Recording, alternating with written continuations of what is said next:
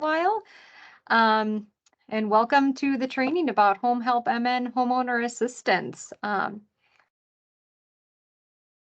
Let's get rolling. All right, so Vanessa let us know we're recording. So there we go. So as you may have heard, I am currently working as the interim home help program manager, and Karen is also working on the program, as well as Vanessa and many, many others. So thanks to everyone. Karen is going to be presenting with me today. So for the first few slides, you're going to hear from me, and then we'll make a switch midway through. Next slide, please. Now, I know you guys have heard a lot about HomeHelpMN, probably by me emailing you, asking questions, or generally in meetings hearing about HomeHelpMN. So the program purpose is to support homeowners who have faced a financial hardship due to the pandemic and to help prevent displacement. So if you can go to the next slide, please, Vanessa. HomeHelpMN is funded by Congress as part of the American Rescue Plan Act to mitigate the economic effects of the pandemic. Next slide, we'll talk about background. The COVID-19 pandemic, it created a lot of financial challenges for many households due to loss of income, changes in employment, or increased expenses. Congress passed protections to assist homeowners through the pandemic by expanding their forbearance options, and many homeowners were able to enter into forbearance agreements with their servicer, and these typically delayed payments for a time. A forbearance plan includes a plan for resolving the delinquency, which could mean that the homeowner is adding the missed payments back to the end of the mortgage, refinancing, or that they have to pay back those missed payments. Many homeowners have been able to exit forbearance under their workout plan, and others may not have access forbearance, or they may be behind on other housing expenses. Next slide. HomeHelpMN will assist homeowners who have eligible past due expenses. Eligible homeowners may apply for financial assistance to pay past due housing expenses, and those include past due home loan payments to bring their expenses current, and some other eligible past due expenses that we'll talk about in the upcoming slides. In addition to financial assistance, the program may help homeowners access services that can help them understand other options that are available, evaluate some of their loss mitigation options, or if necessary, navigate the Minnesota foreclosure process. Our call center and our website are going to have information on connecting with HUD certified housing counseling and legal services. And this is also some of the information that you may be sharing. Next slide, please. HomeHelpMN is a program of the Homeowner Assistance Fund through the U.S. Department of the Treasury. Out in the public, it's called HAF, which stands for Homeowner Assistance Fund, and then we're branding it HomeHelpMN here in Minnesota. Our program has budgeted over $108 million for assistance to pay past due housing expenses that were incurred during the pandemic. Next slide, please. So our program allows homeowners to receive up to $35,000 in assistance, and that assistance is only paid to entities that are owed money, and we pay them directly. So nothing is going to be paid directly to the homeowner. And it is also only for eligible past due expenses. It does not pay future months' payments, even if a homeowner has indicated that they may have trouble affording their mortgage. And this assistance does not need to be paid back. Next slide, please. All right, this is a secret slide, so this is information not to be shared with the public. All of these dates are tentative. So we anticipate that our website is going to open on 4/19, the call center open on 4/25, and the application portal on 4/26. Next slide, please. We know that Minnesota has fewer homeowners whose mortgages are in delinquency than compared to other states, which is good news. But we also know that the amount of past due mortgages and other expenses is likely to be greater than the amount of assistance that we have available through our program. So homeowners who wish to apply for HomeHelpMN should be prepared to submit their application as soon as that application portal opens. Next slide, please.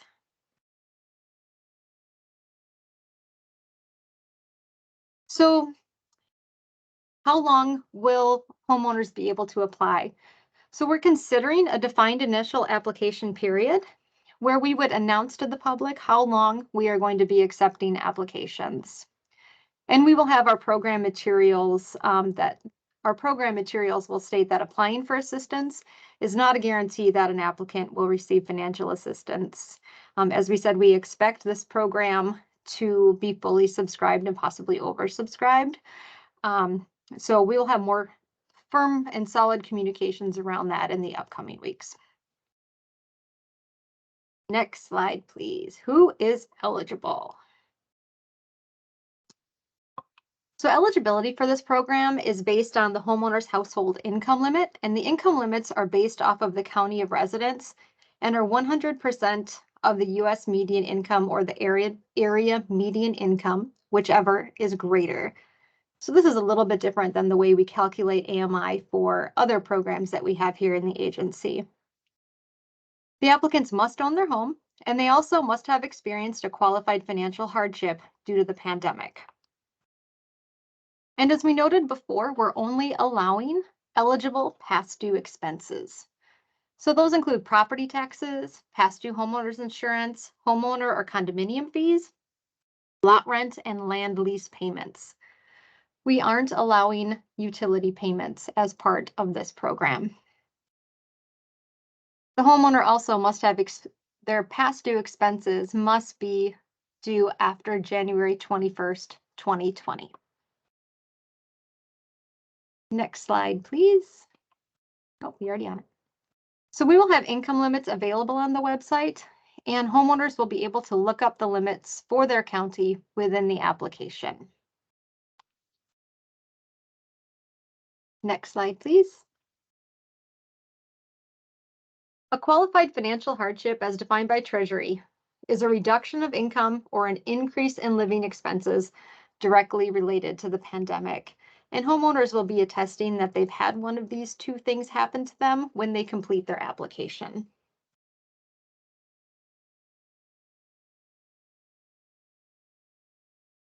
Next slide, please.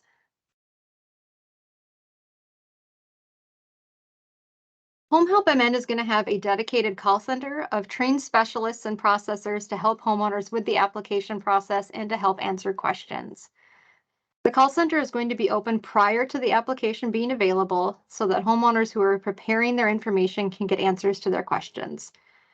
The call center will be open 6 days a week from 8 a.m. to 6 p.m. Monday through Saturday. Homeowners will be able to access by calling, or we will have an online chat feature on the homehelpmn.org website.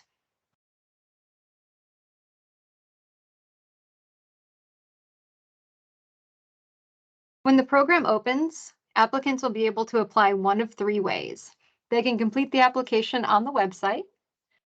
They can also call into the call center and submit an application by phone.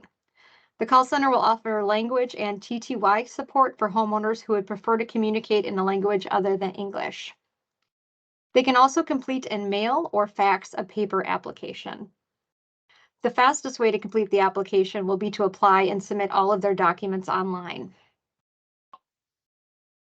Applicants who apply by phone will be either mailed or emailed a signature page depending on their preference. Next slide, please. So this is a screenshot from the actual application portal that we have. The online application is available in 4 languages, English, Hmong, Somali, and Spanish. Users will access the application through the homehelpmn.org website. The first time they register, they will click register to create an account. The application is designed to be easy to complete on any device, so they can apply on a phone, a tablet, or a desktop. Applicants can share documents in the portal by taking a photo with their phone. They can scan the images or they can mail them to the mail center. All right. So I think here is when I turn it over to Karen. Karen, are you on the call? There's a I'm lot of here. people. Hey, Karen. All right, I'm going to hand it over to you and go on mute. Sounds good. Thank you, Chrissy. And hi, everybody.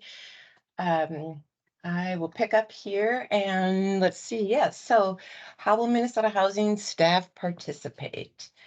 And when should we expect to receive calls?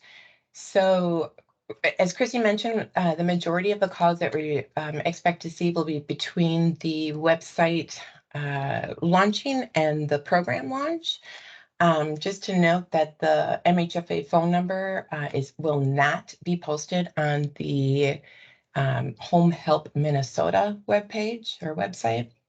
And just to note that, a lot of, as you guys all know, homeowners will be looking for phone numbers on our website, and it won't be there. And we expect to get a high number of calls, again, between the launching of the website and the call center opening. Um, Next slide. Yep. What will the volume be? Again, between the anticipated volume higher between the 14th and the 26th.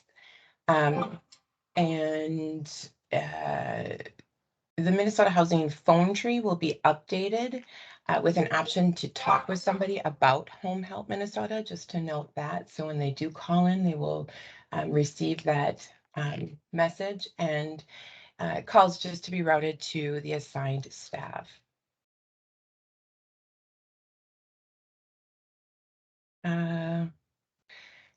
So what should you do if you receive a call? We share information about from the FAQ or the frequently asked questions and encourage callers to get ready to apply. We will make that FAQ available to everybody to have at their fingertips when and ready to use.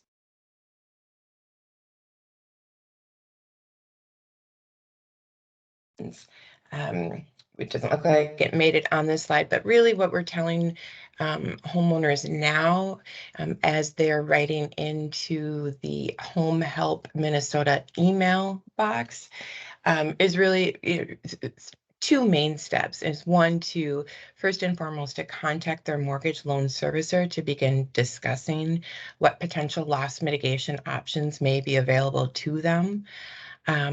And to move forward with that. And then also to reach out to a local HUD certified housing foreclosure prevention counselor for more information about the foreclosure process and timelines, as well as potential assistance in communicating with their mortgage loan servicers. So next slide, please. So you can also encourage homeowners once the website is launched to visit the website. It will include information on preparing on how to apply, also information on signing up for webinars and eNews, and more information A to Z. This is where the application link will be when the program is open. Also, just a note for the webinars, we're hosting 2 webinars similar format to this presentation to go over program details. So public webinars to go over program details, and I believe one is evening and the other will be held during like working business hours. Next slide, please. Yes, and so to sign up for eNews, we will send an eNews blast when the program is open for applications. There's the link there to sign up, and then also they can scan in that code there. They may already be receiving updates from the program from Minnesota Housing via our eNews, but if not, certainly encourage them to apply. That is one piece that we're doing with all communications with all different uh, different parties that are inquiring about the program. And so that's where they'll get information on program details and when we're accepting applications and the launch date and all of that great stuff. Attending a webinar, again, hosting 2 webinars, or rather, one webinar. I think we just made a last minute decision to bump it down to 1. It'll be on Wednesday, April 20th at 6:30 p.m. It will also be recorded and so available to share. So really to encourage folks to sign up for that. And if not, we can share the link so that they can go and listen to the recorded version later. And we should have some information on how to register for that webinar soon. And please feel free to share that with callers coming in, and we'll also in turn share that with you as soon as we have that link.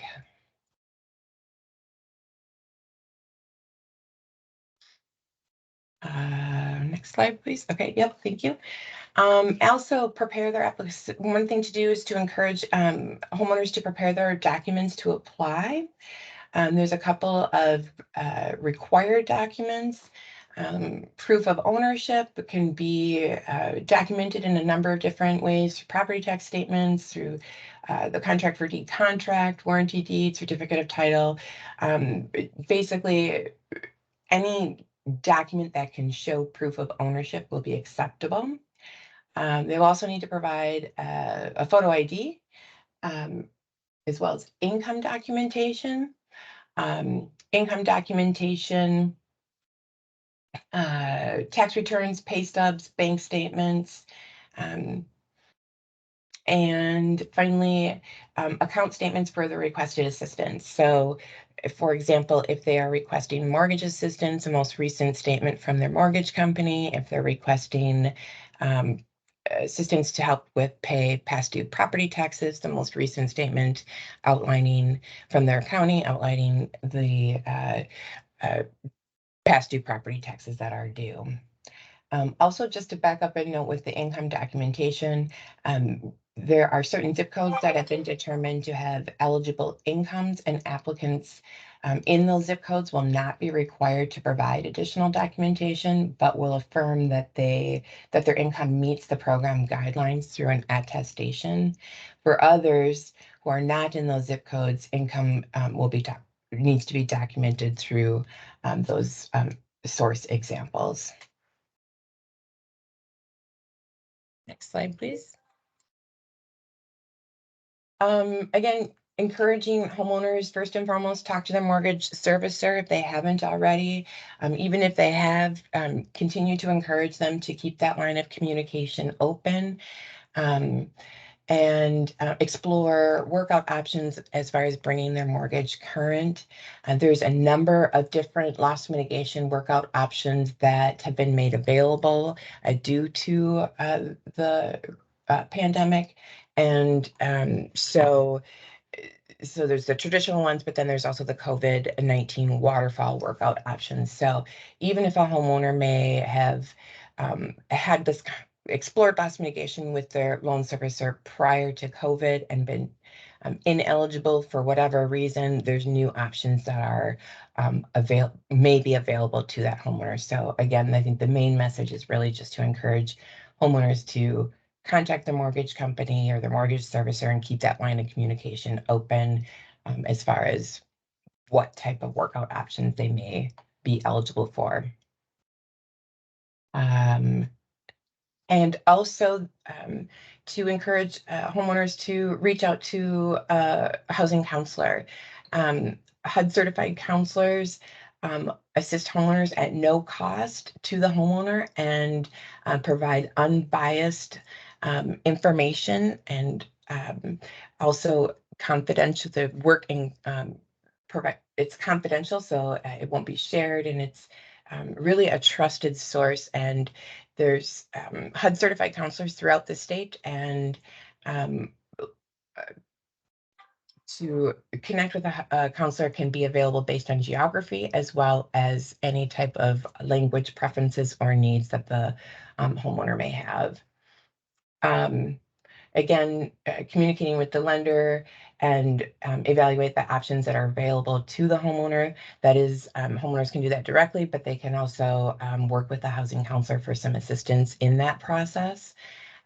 All of the HUD certified housing counselors are equipped to understand loss mitigation and loan servicing, and can really serve as an advocate to that homeowner when talking to their mortgage company, and really create a little bit of a buffer there, because oftentimes homeowners who are facing foreclosure or delinquency, it's high stress and may it's sometimes hard to process. It's a difficult conversation to have, so it might be hard to process the information or gather it all. And so just to have somebody there as an advocate it really does go a long way. Um, to connect homeowners with a HUD certified housing counselor, that would be through the Home Ownership Center.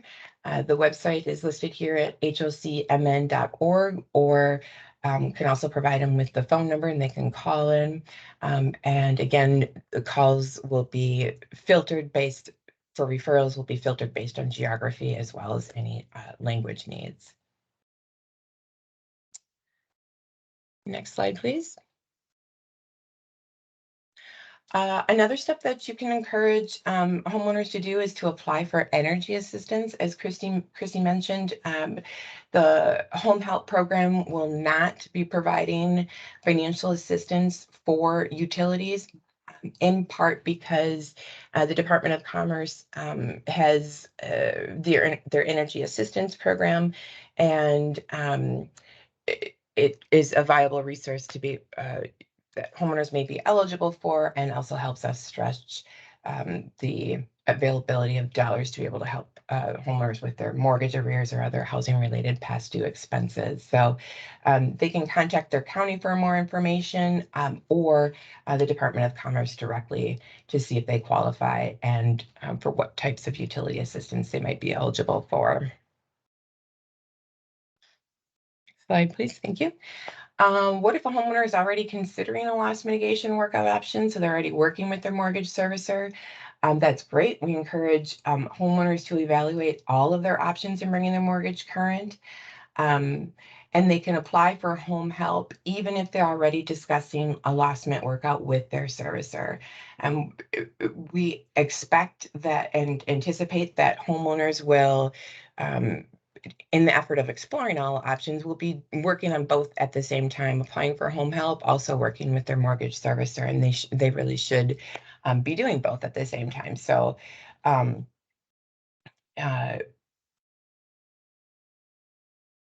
think, so next slide, please. What if there's a complaint? So if you are connected with a caller who's actually has some sort of a complaint, there is a whole process for complaint procedures and processing complaint procedures. But the first step really would be to try to redirect the homeowner to the Accenture call center. They are part of the procedures that have been laid out. They are responsible for tracking the complaints. If there's an inability to redirect to Accenture, then escalate calls to Vanessa, and there's her number there. And/or complaints can be sent in to us via email, and we'll track and manage them by myself, Tal, and Cheryl. And that to send in by email would be at the Home Help Minnesota email, dedicated email. And that is homehelpminnesota@state.mn.us. So I know a lot of folks are already forwarding emails there. Just please continue to do so. We're tag teaming that inbox and responding to folks daily and throughout the day. So in summary, just know the applications are coming soon. We do have limited funds, and as Chrissy had mentioned, expect that the need is greater than the funds that are available, and that we will likely expend those funds sooner than later. And for more information, really to visit the homehelpmn.org website. And the call center support will be available soon. More to follow on that. And so with that, I will stop and open it up for any questions. Thanks, everybody. It looks like we have a few in the chat. So should we start with some of those? That works. Perfect. Okay. So I think Jill answered some questions. As you guys see, some of the dates maybe didn't line up. So Jill's website said that her website. Sorry, guys, it's been a day. So the website will go live for the Get Ready phase on Tuesday, 4/19, and that the new date that the program is going to be open to applications is May 3rd. And these are still not, we can't tell the public about this, but this is all happening in real time. This email came through as we were giving the presentation. So apologies for not having those slides updated. Emily, question, are we covering what the complaint escalation will be for the 2-week interim period? So one thing that will be a little bit different and based on these new changes, the call center launch is still set to launch on 4/25. So if we're not launching the website until 4/19, that's a smaller time period that we will likely be getting questions routed to Minnesota Housing staff. So I'm just reading comments. Yes, Emily. Yay. So the complaint should still go to Accenture as the first option. That's correct. They have a complaint procedure and they know how to log those. If you get complaints in the meantime, I believe we have procedures internally on how to log complaints. But if you have something that needs to be escalated where you cannot resolve that complaint, those can be escalated to Vanessa. And that information, I think, was on the previous slide. All right, does that, Laura and Emily, you guys had a couple things in the chat. Does that answer your questions, or did you want to talk about that any further?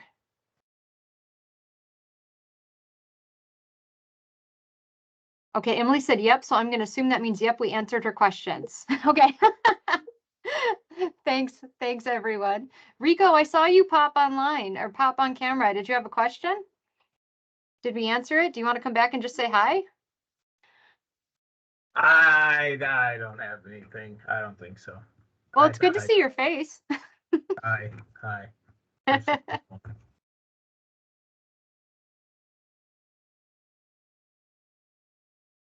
All right, does anyone else have any questions?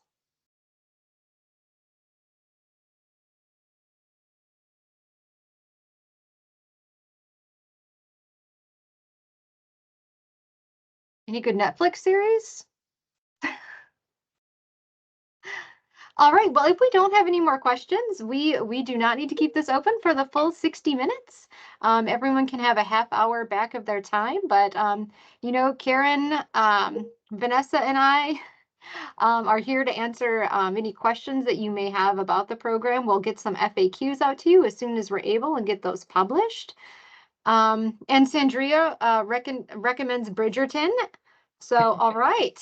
Thanks for the recommendation, Sandria. Oh, Emily has something. You can come on, McCoy. Thank you. Yeah, sorry. I'll just say it. So I was just talking to Dave Moore about sort of the change in dates, and he wasn't aware of that. So I did let him know, but I don't know, Jill, if maybe you want to follow up with him. Thank you for that speedy work. No problem. Yeah, this is, as Chrissy mentioned, literally unfolding during this event. So no yeah, worries. absolutely. No worries. We'll forward. Kayla sent an announcement to a few folks, and I will forward that to Dave and just let him know. Sounds good. Thank you. Yeah, thank you. So more information will be forthcoming. We cannot divulge any of the dates to the public, so please keep those under your hat. And then Anna had asked if she could get a copy of the PowerPoint, and I believe this is being recorded. So Vanessa, when we're all done and wrapped up, could either you or Amanda follow up with the group so they know where to access all of this information? Yep, we can do that. Awesome. All right, one last chance for questions. Otherwise, everybody gets 28 minutes back in their day.